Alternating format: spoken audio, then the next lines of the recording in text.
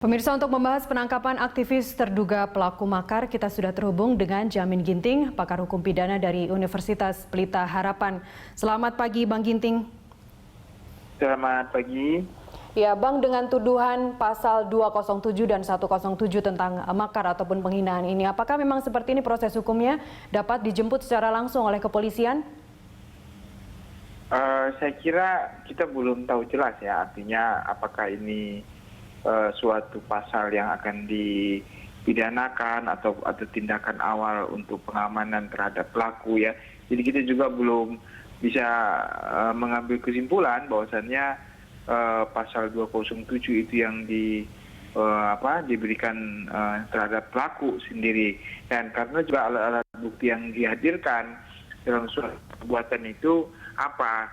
Nah, kita ketahui bahwasannya ini kan sebenarnya ada beberapa orang yang sudah pernah dilaporkan ya, yang masih dalam tingkat pemeriksaan. Saya kira kalau sudah ada laporan, mungkin di laporan yang sebelumnya yang menjadi dasar untuk melakukan penangkapan, bukan didasarkan kepada apa yang dilakukan hari ini ya, begitu.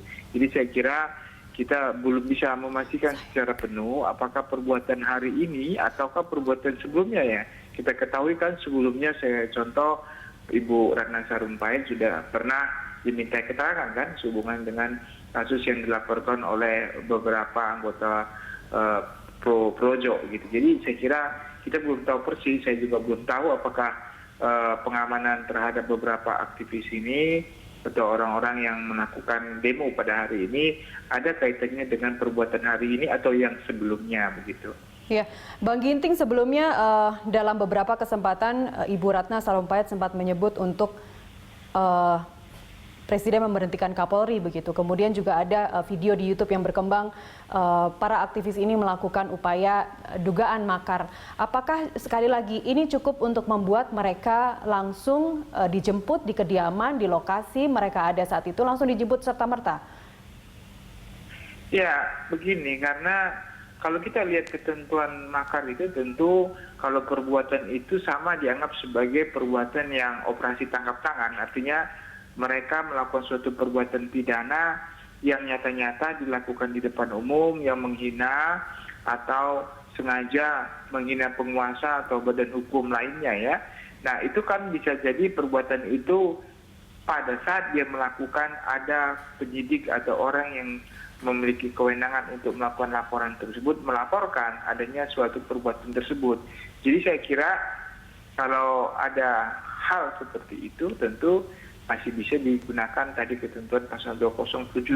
Tetapi saya lebih cenderung ini bukan hanya perbuatan hari ini, tentu ini juga merupakan rangkaian dari kegiatan-kegiatan demo sebelumnya yang menurut mungkin penyidik ini sudah memenuhi unsur untuk dilakukan penahanan ataupun pemeriksaan. Dan juga kita harus ketahui bahwasannya penyidik itu mempunyai kewenangan untuk 1 kali 24 jam untuk memeriksa orang. Jadi apakah ini penggunaan terhadap kewenangan 1 kali 24 jam atau ada upaya lain untuk melakukan penahanan terhadap kasus atau laporan yang menurut penyidik sudah cukup bukti untuk menahan orang tersebut sebagai tersangka. Demikian, Pak. Artinya bagi mereka yang dijemput, ada yang jam 3 pagi, ada yang jam 1 dini hari tadi, atau Bu Ratna misalnya jam 6 pagi, artinya sampai jam 6 atau 8 pagi, besok kita sudah mengetahui kalau mereka melakukan proses hukum sesuai semestinya, Bang Ginting.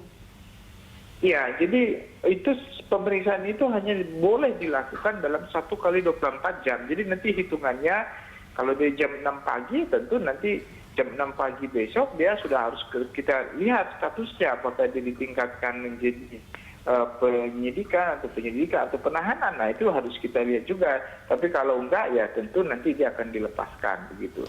Apakah jadi, tidak ada kepentingannya?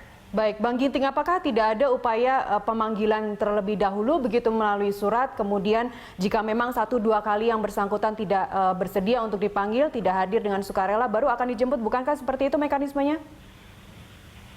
Begini ya, jadi saya tidak tahu apakah sudah ada panggilan atau belum ada panggilan ya terhadap mungkin juga sudah pernah dilakukan pemanggilan, mungkin juga belum, tapi pada prinsipnya kalau pemanggilan itu juga harus sesuai dengan prosedur ya. Pemanggilan pertama, pemanggilan kedua tidak hadir, lalu dilakukan penjemputan secara paksa.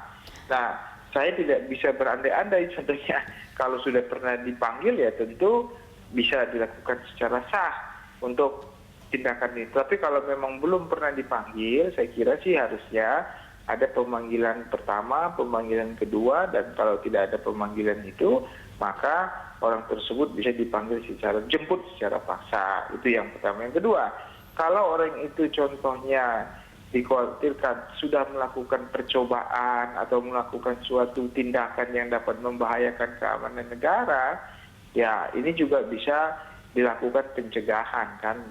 Pencegahan dalam arti apa? Ya dalam arti tadi melakukan upaya-upaya pemeriksaan sebelum orang ini melakukan suatu perbuatan yang membahayakan. Dan hal ini memang tidak berlaku dalam hal pasal 207. Nah, itu bisa berlaku contohnya dalam hal tindak pidana terorisme gitu loh. Persiapan-persiapan itu merupakan bagian suatu perbuatan. Baik, terhadap mereka yang saat ini sudah dibawa ke Mako Brimob di Kelapa II begitu ya. Setelah 1 kali 24 jam, ternyata apa yang akan terjadi jika memang tidak cukup bukti, mereka akan bebas, atau jika ada bukti yang memang kuat menyatakan mereka yang ditangkap yang saat ini ada di Mako Brimob ini telah melakukan upaya makar, akan segera ditersangkakan? Ya, saya kira untuk penetapan tersangka itu perlu 2 alat bukti yang cukup. Jadi waktu nanti mereka diperiksa 1 kali 24 jam ini, kalau sudah ada cukup bukti yang menunjukkan 2 alat bukti mereka bisa ditingkatkan menjadi penetapan tersangka, penyidikannya, saya kira sudah bisa ditahan. Tetapi permasalahannya kalau memang merasa belum cukup bukti dan tidak ada perlu untuk menahannya dengan syarat subjektif ya.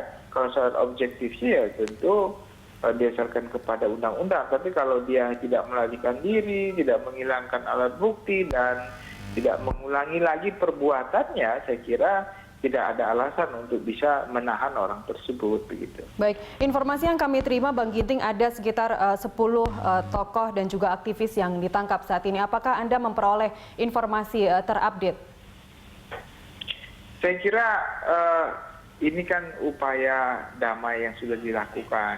Ya kita lihat saja bahwasanya jangan sampai kepentingan untuk upaya damai ini bisa disalahgunakan menurut pemimpin-pemimpin kita di kepolisian dan kita ketahui ada upaya untuk menunggangi. Nah inilah mungkin yang menjadi dasar orang-orang ini tertentu yang dikhawatirkan, yang menurut pertimbangan daripada penyidik untuk melakukan pemeriksaan ya, bukan penahanan, sekali lagi bukan penahanan, pemeriksaan terhadap orang-orang tersebut begitu. Ya, jika Bang Ginting kita melihat di kejadian setelah 4/11 yang terjadi kemarin, ada beberapa aktivis juga yang ditangkap meskipun sekarang sudah dilepaskan atau penangkapan begitu ya, mesti wajib lapor. Apakah ini jadi kemudian pattern dari kepolisian untuk tindakan yang memang diduga akan mengancam keselamatan dan keutuhan NKRI akan segera ditangkap seperti saat ini? Saya kira zamannya sudah beda ya. Kita kan dalam konteks penegakan hukum sekarang lebih kepada penegakan hukum yang responsif ya, bukan penindakan yang artinya menggunakan kekuasaan yang tidak terkontrol seperti masa-masa lalu ya. Saya kira artinya masyarakat juga sudah mengerti dan tahu tentang aturan hukum yang benar dalam proses hukum acara pidananya. Jadi saya kira tidak adalah upaya-upaya pemerintah seperti itu yang ibarat kata menggunakan kekuasaan tanpa memperhatikan kaidah hukum yang benar dalam hukum acara pidana. Saya kira perbuatan apapun yang dilakukan Polri pada saat ini dengan artinya memeriksa 1 kali 24 jam orang-orang yang dianggap memiliki tendensi atau dikhawatirkan memiliki bukti yang cukup, saya kira ini sudah sesuai dengan aturan saja, tidak ada pemaksaan atau tindakan lain seperti itu. Jika dalam 1 kali 24 jam ternyata memang tidak ada tindakan atau follow up kemudian dari kepolisian begitu. Apa yang bisa kita lakukan atau pemerhati atau penegak hukum yang bisa dilakukan atau dipertanyakan kemudian? Ya, itu dia. Artinya saya kira kalau 1 kali 24 jam tidak cukup bukti untuk meningkatkan orang-orang ini menjadi tersangka atau untuk cukup ditahan, dia harus dibebaskan. Dia tidak boleh, dan boleh dipanggil lagi pada waktu-waktu tertentu seperti itu.